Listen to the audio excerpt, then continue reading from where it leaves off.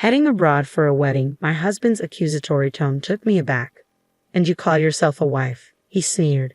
His words stung, casting a shadow over what should have been a joyous occasion. It's not a vacation, I retorted, attempting to explain. I'm attending a wedding ceremony. But my explanation only seemed to enrage him further. Shut up, he snapped. You're married. You shouldn't leave the house. Do you want to get a divorce?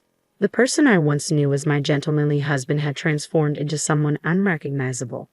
Being bored even from celebrating with my best friend felt suffocating, like being enslaved. I reached my breaking point. Look forward to it, okay? I fired back, my frustration boiling over. I'll send you straight to hell in no time. My name is Emily, 29 years old. 2 years ago, I took a leap of faith, leveraging my experience from working part-time during my student days to become an independent entrepreneur. Despite the initial struggles of starting my online boutique, my boyfriend Nick's unwavering support kept me going. He believed in my dreams, even when I doubted myself. You'll be fine, he'd reassure me with a smile. Even if things are hard now, there will surely come a time when you'll succeed. Nick's encouragement became my lifeline, propelling me forward through every setback. I want to support you, Emily, he'd say, his faith in me unwavering. Let's try a little harder together. With Nick by my side, I found the strength to persevere. So, despite the challenges, I made the decision to continue running my shop, knowing that with Nick's support, anything was possible. I fully utilized social media networks, SNS, to market my business in the gaming niche, which resulted in a significant boost in online exposure. Thanks to this strategy, I witnessed a remarkable increase in the number of customers. My target demographic spans a wide age range, ensuring a large user base for my business. Since everything operates online, I'm spared the costs of rent and labor. This setup allows me to manage my business seamlessly alongside household chores without feeling overwhelmed. With stability achieved, I now enjoy a decent income. However, amidst the success, one thing troubles me deeply: my husband's growing indifference towards me. As my business flourished, his words and actions turned colder by the day. I trace the beginning of this rift back to a seemingly inconsequential incident a few months ago. Upon reaching my sales target for the previous month, I was elated. I rushed to share the news with my husband, Nick, who had just returned from work. Nick, listen, I began excitedly. What's the rush? You seem worked up, he replied. I did it. I hit my sales target for last month. You set quite a high goal, he remarked casually. Yes, we've been close for a while, but I finally achieved it last month. I couldn't have done it without your support. Thank you, I expressed gratefully. Ah, good for you, Nick responded, his tone indifferent. I'm tired today. I'm going to take a shower and head to bed. With that, he left his bag on the sofa and retreated to bed without even touching the dinner I had prepared. I had anticipated his reaction given how supportive he had always been. So when I excitedly shared the news of reaching my sales target, I expected him to share in my joy. Yet his response was lukewarm at best. Was he simply tired? I wondered. I had hoped for a celebratory moment between us, making his subdued reaction all the more surprising. Despite my disappointment, I couldn't compel my weary husband to feign happiness. As days passed, his demeanor towards me cooled gradually. Initially, I brushed it off as fatigue or a passing mood, but as weeks turned into a pattern of indifference, I grew uneasy. Soon, his disdain became palpable. Whenever I sat at my computer, he gloomed behind me, sneering as he peered at the screen. Checking your sales, he'd taunt, timing his interruptions deliberately, trying to show off how busy you are. Bewildered, I'd retort, it's not like that, Nick. You're the one who's been distant lately. His response pierced through me. Phew, it's exhausting, he sighed, exasperation lacing his words. I trudged home exhausted from work, only to be greeted by someone so emotionally charged. Emotional. Why do you always speak like that? I lament, hoping to share some good news. I've been trying hard, and you've always supported me. That's what pisses me off about you, he retorts sharply. I couldn't care less about your sales. Try improving your housekeeping skills a bit instead of getting excited about such things. His words sting, and I try to reason. There's no need to talk like that. But he's relentless. Quit showing off how busy you are with work. Do it again, and I'm out of here. Got it? Feeling crushed by his harshness, tears begin to well in my eyes. Instead of offering comfort, he wears a sneering smile. a demeanor I've never seen before, a demonic grin that sends shivers down my spine. From that day on, his attitude deteriorates further. I'm no longer allowed the freedom to speak as I used to, always tiptoeing around him, fearing his reaction. Then, a glimmer of light amidst the darkness. I find a wedding invitation for my best friend in our mailbox. Elena and I have been close since school days, and her wedding overseas feels like a beacon of hope in my oppressive daily life. But before I can share the news, my husband discovers the invitation. "What's this?" he demands, his expression sour as he reads through it. "You're not going, right?" "Of course I'm going," I assert, determined. With a devilish look, he slams his hand on the table. "You are not," he growls, his voice ominous. I'm taken aback by his words I've never heard before. "You've got to be kidding me," I manage to utter, stunned. "While I'm working my butt off day in, day out, you're just lounging around at home on the computer. And you're planning on skipping housework again just because of a wedding." "No, you've got it all wrong," I protest. "That's not it. I just want to attend Elena's wedding." "Shut up," he snaps, his tone cutting. "We're married. You shouldn't leave the house. Do you want to get a divorce?" The casual threat of divorce leaves me frozen in place. He continues his tirade mercilessly. "I feel bad for your best friend, too, if you're only using her wedding as an excuse to leave home and not to celebrate her marriage." "What are you saying?" I interject, frustration mounting. "It's my best friend's wedding. I'm attending because I want to celebrate it. Just what's so hard to understand?" "Oh, you're so annoying," he retorts, his voice rising in anger. "Quit being so cocky because your business took off. It's your attitude that ticks me off. When will you get it, huh?" His shouting leaves me trembling, fear gripping me. My legs give way beneath me, and I find myself nearly nose to nose with him. Seemingly amused by my reaction, he continues, "Look, you should be grateful. I married a woman like you. You were lucky your business took off, and it was only because of my support. Now, shut up and just do as I say." With a swift motion, he shoves the wedding invitation into the trash can. In that moment, my blood rushes back into my body, but it's not relief I feel.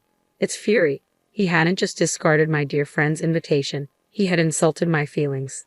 I was seething with bitterness. I bit down hard on my lip, realizing the resentment building inside me was unforgivable. Who did he think he was? Just because he despised me didn't grant him the right to control me. I was not his slave. Being his wife did not make me his possession. If my days were to continue like this, I decided I might as well be the one to disrupt it all. I didn't care anymore. I was attending Elena's wedding, no matter what. Without resistance, I quietly bided my time until the day of departure, meticulously planning my overseas trip to avoid detection. On the morning of the flight, my silent compliance seemed to have paid off. He was too preoccupied with his usual nagging at the front door to notice. "Don't skip your chores today. Make sure dinner is ready. Don't you ever go against me, okay?" he chided, oblivious to my plans. "I know. Have a good day," I replied, masking my frustration. "Phew, you've got it easy, don't you? You get to lounge around at home every day. I wish we could switch places." "Yeah, I was the one who pushed you to have your own line," he retorted. "I wish you were more grateful. Maybe I'll cut back my contribution to the household expenses from next month. It doesn't make sense for me to be the only one struggling." With every muttered grievance, my resolve hardened. Suppressing the urge to argue, I waited until he was out of sight. As soon as he left, I sprang into action. Grabbing the suitcase I had prepared, I called a cab and headed straight for the airport, leaving behind the suffocating confines of home. Upon arrival, Elena greeted me with open arms, but as I reached for my phone, it rang, displaying my husband's name. He must have realized I was gone, and his voice exploded with fury as soon as I answered. "Hey, Emily, where are you?" he barked. "Without even having dinner ready?" "I'm at Elena's wedding," I replied firmly. "What wedding?" he sneered. "I told you not to go. You broke your promise," he accuses, his voice sharp with anger. "I never said I wouldn't go. I also don't remember making such a promise," I retort calmly. "Don't mess with me. I've disciplined you over and over not to leave home. You're my wife, after all," he asserts. "Disciplined? What are you talking about? That's just you forcing me to put up with your selfish expectations," I counter, my defiance evident. Perhaps angered by my refusal to yield, he explodes. "That's it. We're getting a divorce. Look, if you don't want that, come back home now. Got it. Without waiting for my response, he abruptly ends the call. But his ultimatum doesn't sway me. My mind is already made up. After my best friend's wedding, I spend a day sightseeing before returning home. I plan to have a talk with my husband, but he's nowhere to be found. Instead, I find divorce papers on the table, already signed, and that's not all. My work computer lies in ruins, smashed to pieces. It's a deliberate statement, a final act of retaliation, but there's no love left between us. I signed the divorce papers without hesitation, packing my things into my suitcase once again. With the papers in hand, I head to my parents' house. En route, I stop by the city hall and submit the divorce papers, sealing the end of our marriage. When I reached my parents' house, I laid out the whole ordeal for them. Initially surprised, their expressions hardened as they listened. If Nick had been there, my father would have surely taken action. As I settled into my childhood home, which I hadn't visited in ages, my phone rang. It was a call from my husband. I hadn't expected to hear from him so soon. Without hesitation, I answered, "Hello. It's been a while, Emily. You're back in the country, huh?" he remarked casually. "I got back today." "So what?" I replied tersely. "You're cold, huh? Oh, maybe you're shocked that I filed for divorce, huh?" he continued, his tone condescending even over the phone. "Relax, I'm not serious either. I just wanted you to reflect on yourself, so I gave you a little scare." "Reflect on myself? What for?" I retorted. "You went abroad without my permission and had the time of your life," he accused. "Attending Elena's wedding doesn't justify it." "So you're persistent. That's what you mean by having the time of your life? Leaving your husband behind? Abandoning your housework? And going on an overseas trip? You're disqualified as a wife, you little chicken," he taunted. "Enough already. Who do you think you are? Just because we're married, just because you're my husband, you think you have the right to control everything." I shot back, my frustration boiling over. "I've had enough, Emily." "Enough is enough," he'd exploded, his frustration palpable. "In the end, you just can't stand that I'm successful at work, right?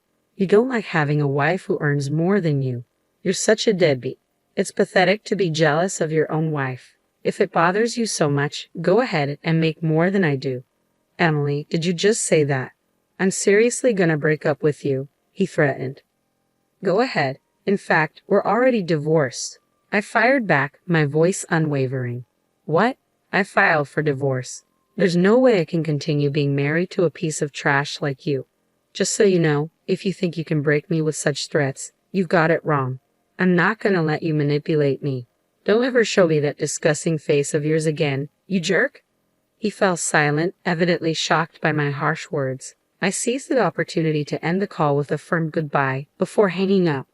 Afterwards, I hired a lawyer and billed him for the desktop he destroyed. Moreover, the text and voicemail messages came in handy. His attempts to control my actions and his constant verbal abuse were proven, allowing me to collect damages. As a result, his savings dwindled and he was left in debt. His parents refused to help him, saying it was his own doing, and he ended up having to borrow money from loan sharks. Now, he's stuck in a vicious cycle of borrowing to pay off debt, wandering in his own hell. He was never a high flyer, and I heard that he made mistake after mistake at work, eventually being sidelined. On the other hand, I've been living at my parents' home since the divorce. Thankfully, my current job doesn't tie me to a particular location. I can continue my peaceful life at home, and my parents are happy to have me stay with them. This lifestyle will likely continue for a while. Marriage isn't the only way to happiness. The most important thing is to have a family that cares for you. I've come to realize this once again.